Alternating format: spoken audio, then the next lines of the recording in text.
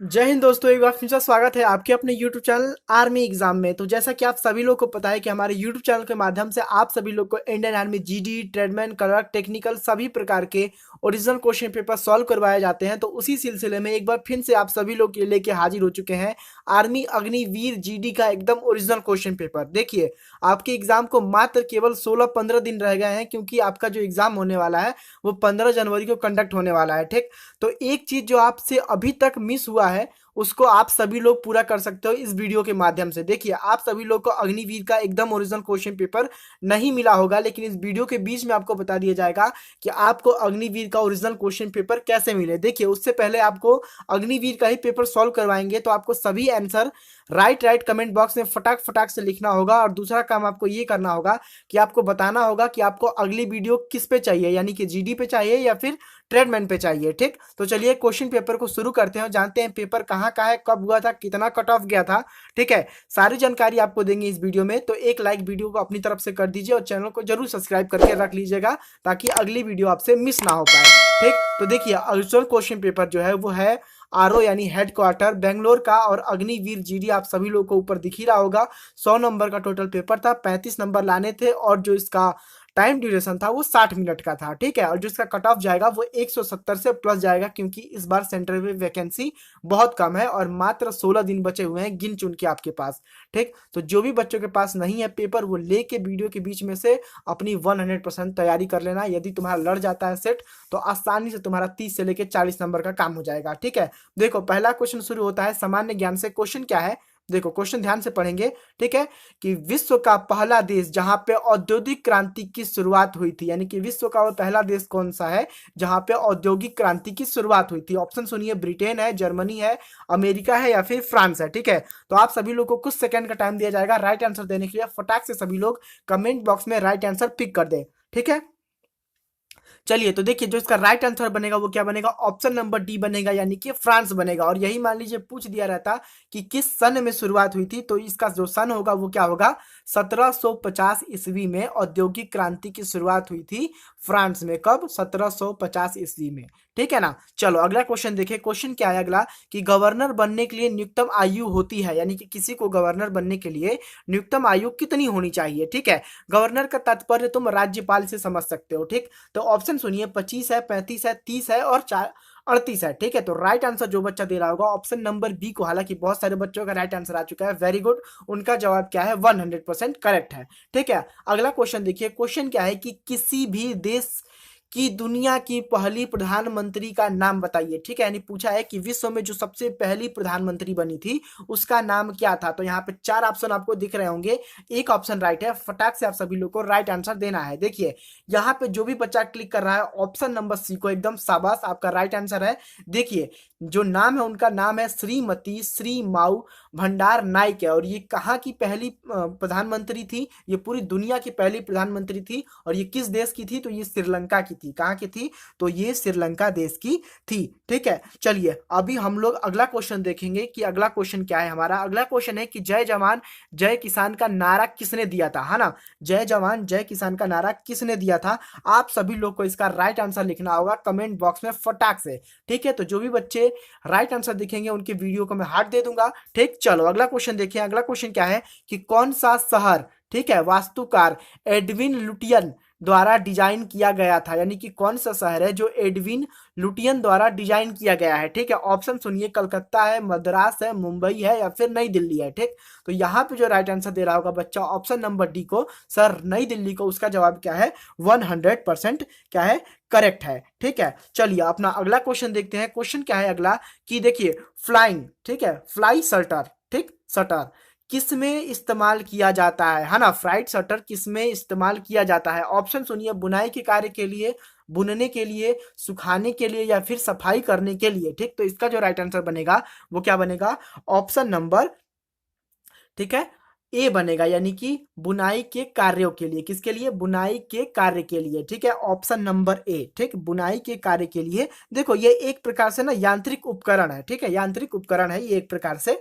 ठीक है, flying shuttle. ठीक, चलो अगला क्वेश्चन देखो। क्वेश्चन क्या है कि कंचीपुरम एक समय में डैश देश की राजधानी था। देखो कंचीपुरम किस देश की राजधानी था? ठीक है, 4 ऑप्शन है, इतिहास का टॉप क्वेश्चन है, आप सभी लोग को इसका राइट आंसर देना होगा भाई।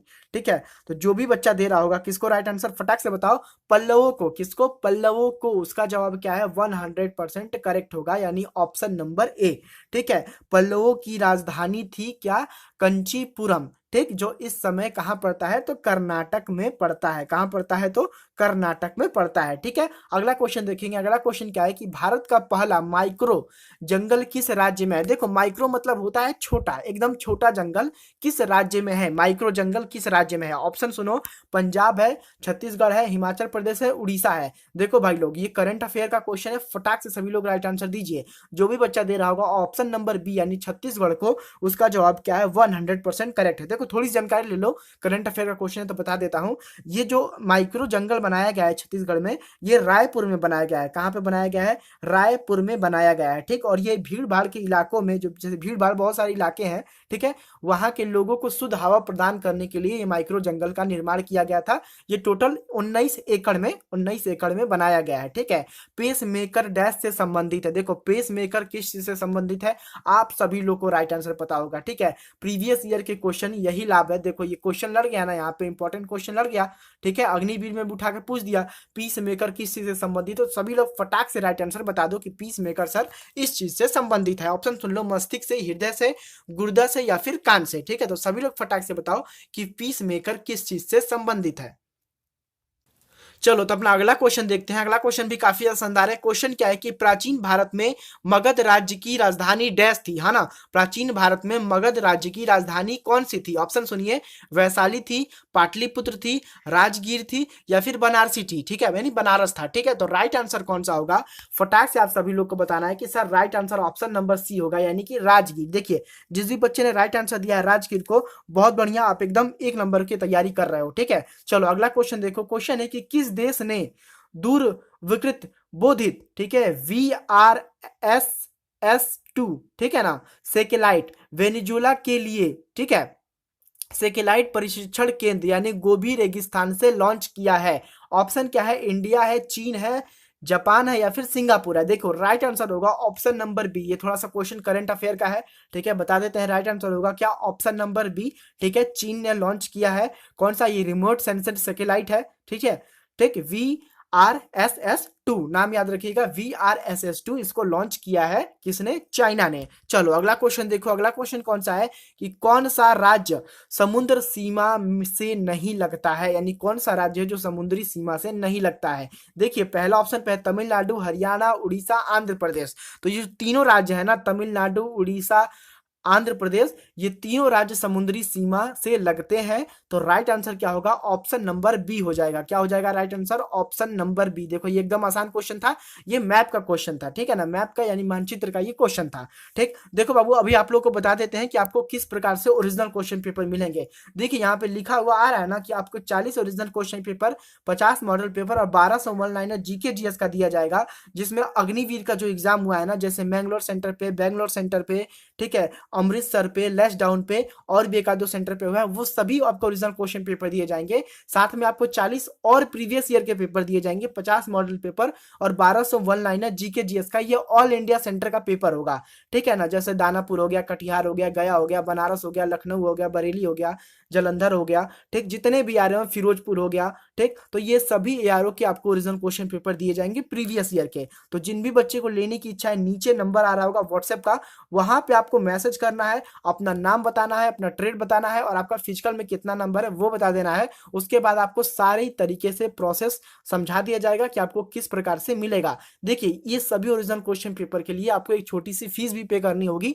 तो जो भी बच्चा फीस पे कर सकता है वही व्हाट्सएप पे मैसेज करके ले सकता है हमसे पीडीएफ। ठीक है, तो एक बार ले लीजिए। यदि 40 सेट में से एक भी सेट लड़ जाता है तो एकदम आसानी से आपका 30 से लेके 40 नंबर बना लोगे। ठीक है, और अग्निवीर का जो पेपर है वो भी दिया जाएगा। ठीक, चलो अगला क्वेश्चन देखते हैं। क्वेश्चन क्या है कि इनमें से कौन सा भारतीय संविधान का आधार नहीं है? ठीक है ना, इनमें से कौन सा भारतीय संविधान का आधार रूप नहीं है? देखिए, थोड़ा सा दिखने में प्रॉब्लम होगा, लेकिन क्या करें, ओरिजिनल क्वेश्चन पेपर है, पेपर को लड़ भी सकता है पूरा का पूरा एग्जाम में, इसीलिए पढ़ना भी जरूरी है। पहला क्वेश्चन है, ऑप्शन है संघकाय सरकार, दूसरा है राष्ट्रपति शासन प्रणाली, ठीक है, तीसरा है क्या है संसदीय सरकार, और चौथा क्या है स्वतंत्र न्यायपालिका, ठीक है। तो राइट आंसर जो बनेगा वो क्या बनेगा, ऑप्शन नंबर बी बनेगा, यानी कि राष्ट्रपति शासन प्रणाली भारत के संविधान का आधार रूप नहीं है, ठीक है ना। चलो अगला क्वेश्चन देखो, क्वेश्चन है कि विश्व में सबसे बड़ा पक्षी कौन सा है। आप सभी लोग को पता है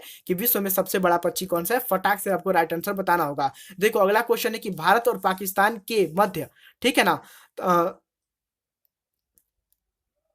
तस्कंद, देखो साफ साफ नहीं समझ में आ रहा है लेकिन लिखा है तस्कंद समझौता किस वर्ष में हुआ था ना, भारत और पाकिस्तान के बीच में तस्कंद समझौता किस वर्ष में हुआ था, इसका आपको राइट आंसर देना है। देखिए तो भारत और पाकिस्तान के बीच में जो तस्कंद का समझौता हुआ था वो क्या हुआ था, ऑप्शन नंबर यहाँ पे हो जाएगा डी, यानी कि देखिए 11 जनवरी, ठीक है ना, 11 जनवरी में लिख देता हूँ यहाँ पे 11 जनवरी 1996 ईस्वी में, ठीक है ना, भारत और पाकिस्तान के बीच में तस्कंद का समझौता हुआ था। ये जानते हैं किस लिए ये हुआ था, ये इसलिए हुआ था ना कि भारत और पाकिस्तान अपनी शक्तियों का प्रयोग नहीं करेंगे और अपने झगड़े को शांति से सॉल्व कर लेंगे, ठीक है। उस समय इंडिया के जो प्राइम मिनिस्टर थे वो कौन थे, लाल बहादुर शास्त्री थे उस समय इंडिया के प्राइम मिनिस्टर, ठीक है। पूरी जानकारी आपको मिल गई। चलिए अगला सेक्शन देखते हैं। अगला सेक्शन शुरू होता है सामान्य विज्ञान से, ठीक है। पहला क्वेश्चन सुनिए, क्वेश्चन क्या है कि वो कौन सा, ठीक है, धातु है, ठीक है, जो सबसे हल्का परमाणु होता है, यानी कि वो कौन सा एलिमेंट है